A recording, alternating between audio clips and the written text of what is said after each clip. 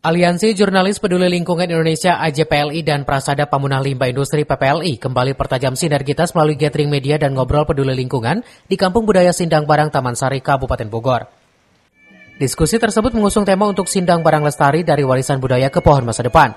Adapun beberapa rangkaian kegiatan dilakukan secara sederhana, salah satunya penampilan pencaksilat Prabut Seeng. Kemudian dilanjut dengan beberapa diskusi yang mengangkat pencemaran lingkungan yang terjadi di beberapa wilayah.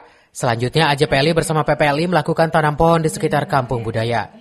Acara ini sebenarnya untuk memperingati Hari Tanam Pohon Nasional, gitu. Jadi besok kita akan ada acara tanam pohon, kemudian kita juga ada seperti biasa kita ada ngobrol peduli lingkungan supaya kita masih tetap bisa sharing dengan teman-teman apa sih isu-isu lingkungan apa sih yang masih perlu kita kumandangkan ke publik gitu ya, supaya bisa meningkatkan kesadaran tentang lingkungan bagi masa depan Indonesia.